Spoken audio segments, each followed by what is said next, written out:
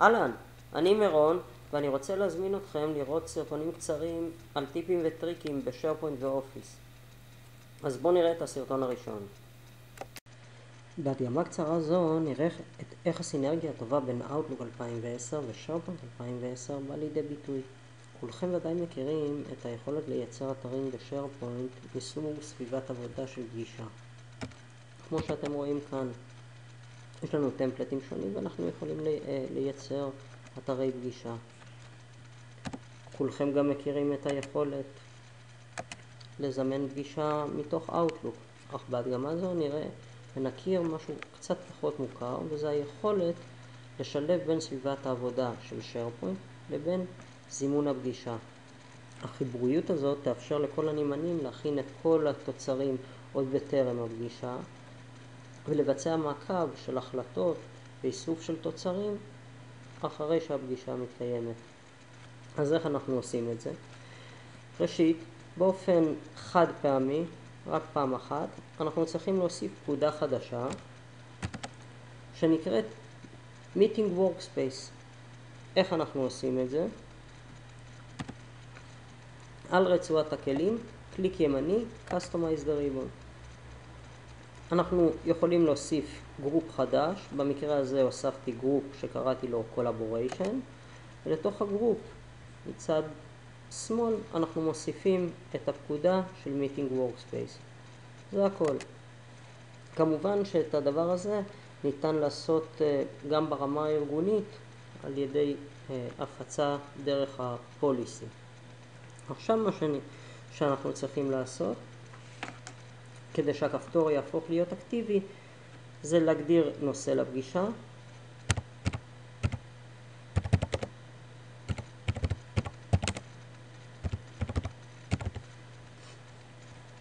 ולזמן משתתפים.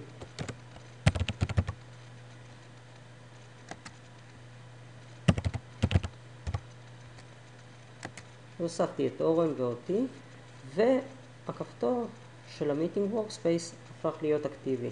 נלחץ עליו, ונראה כאן את המאפיינים. אנחנו רואים שהפגישה תיווצר תחת אתר שהוגדר מראש ונקרא בית פתוח, והטמפלט של הפגישה תהיה סביבת עבודה בסיסית של פגישה. נלחץ Create, וכרגע נוצרת לנו סביבת העבודה של הפגישה ב-SharePoint.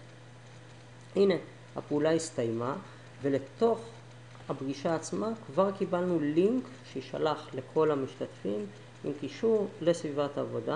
נלחץ עליו ונראה איך נראה אתר הפגישה.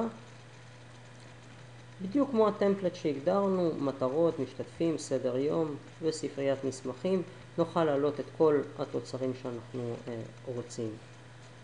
שימו לב שברגע שאני יגדיר גם את המיקום, לדוגמה,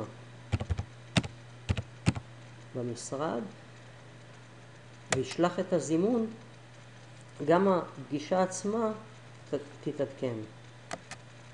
נבצע רפרש ותראו שהמיקום מתווסף כרגע, הנמענים נכנסו לרשימת הנמענים והמידע יתעדכן.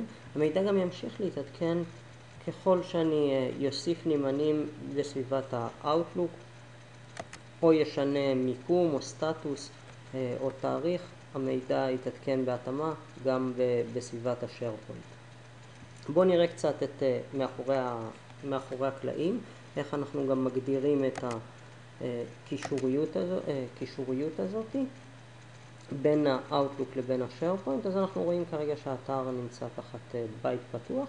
אם נלחץ Change Setting נוכל לבחור פה כל לוקיישן אחר אם אנחנו רוצים, ומה הטמפלט של הפגישה, או אם אנחנו רוצים לקשר לסביבת פגישות קיימת.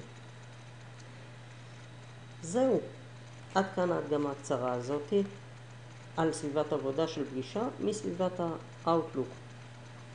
תודה.